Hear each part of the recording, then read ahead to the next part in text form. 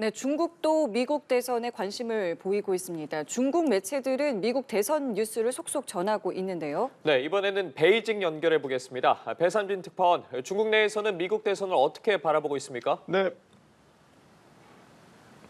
네, 중국 매체들도 미국 대선 시작을 일제히 보도하며 관심을 보이고 있습니다. 민주당 캐멀라 해리스 후보와 공화당 도널드 트럼프 후보의 마지막 유세 상황도 전했고요. 투표 진행 상황도 속속 전하고 있습니다. 양측 간 혼전 양상이 펼쳐지면서 최종 선거 결과는 3, 4일 뒤에나 확정될 수 있다는 내용도 포함됐습니다. 중국 매체들은 주로 미국 내 문제인 인플레이션이나 총기 사고, 이민 등에 초점을 맞추고 있습니다. 일부에서는 바이든 사퇴 후 해리스 지명, 트럼프 암살 미수 사건, 일론 머스크의 트럼프 공개 지지나 빌 게이츠와 테일러 스위프트의 해리스 지지 등 대선 기간 주요 장면들도 보도하기도 했습니다. 트럼프 당선 시 미국에 거주하는 중국계 미국인들이 인종 갈등을 겪거나 간첩몰이를 당할 수 있다는 우려도 포함됐습니다. 네, 이번 대선 기간에 공화당 트럼프 후보 중국에 날을 세웠는데 중국에서는 트럼프보다 민주당의 해리스 후보를 더 선호하는 겁니까? 미국 대선에 개입하지 않는다는 기조인 중국 정부는 어떤 형태로든 특정 후보에 대한 선호도를 드러내지 않고 있습니다. 다만 정부를 대변하는 주요 매체나 학자들은 연일 중국 때리기에 나선 트럼프 후보보다는 해리스 후보에 대한 선호가 뚜렷한 것으로 보입니다.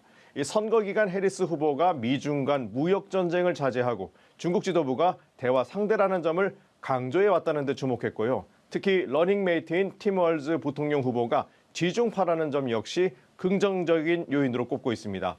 반면에 트럼프 후보는 재임 기간 중국 무역 적자가 커졌다거나 중국에 대한 냉대와 적개심을 숨기지 않고 있다는 부분 등을 강조하고 있습니다. 최근 중국에서 미국 대선 전망 특별 생방송이 있었는데요. 해리스와 트럼프가 어떻게 평가되는지 직접 들어보시죠. 是特朗普的这个对外政策也好，对内政策也好，不可预测性和这个负面影响更大一些。因为如果哈里斯当选总统的话，他基本会继承拜登的那一套，不管国内国外。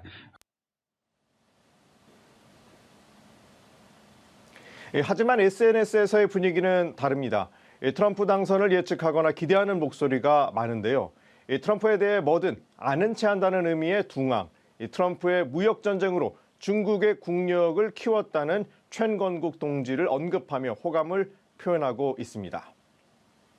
네, 지금 말씀해 주신 것처럼 두 후보의 무역 정책이 워낙 다르다 보니까 이 미국을 바라보는 중국의 분위기에도 영향을 미칠 것 같은데요. 미 대선 이후 상황에 대한 대책도 세워놓고 있는지 궁금합니다. 네, 트럼프 후보는 중국과 무역 전쟁 2라운드를 준비하는 모습이죠. 당선 시 중국 수입품의 60%, 중국 전기차의 최고 200%의 관세를 물려 중국산이 미국에 발붙이지 못하게 하겠다는 방침인데요. 이런 고관세가 현실화되면 중국의 총 생산은 최대 2.5%포인트 감소한다는 분석까지 나온 상태라서 중국은 긴장하고 있습니다. 해리스 후보 역시 바이든 정부의 기조와 크게 다르지 않다는 점에서 변화를 기대하기 어렵다는 반응입니다. 이 해리스의 경우 양자와 인공지능, 반도체 등 최첨단 기술 분야에 대한 견제, 과잉 투자 압박 조치가 거세질 수도 있습니다. 이 때문에 중국 내부에서는 누가 당선돼도 달라질 것이 없다는 분위기인데요. 대규모 재정 투입 규모를 결정할 전국 인민대회 상무위원회 회의가 미국 대선에 맞춰 진행되는 것도 바로 이런 이유입니다. 당장 최대 10조 위안, 1,330조 원대가 투입될 수 있다는 전망 속에 트럼프 당선 시 10에서 20%까지 규모가 커질 수 있다는 분석도 있습니다. 미 대선 결과는 이르면 내일쯤 나오는 만큼 모레 최종 투입 규모가 결정될 예정입니다. 지금까지 베이징에서 전해드렸습니다.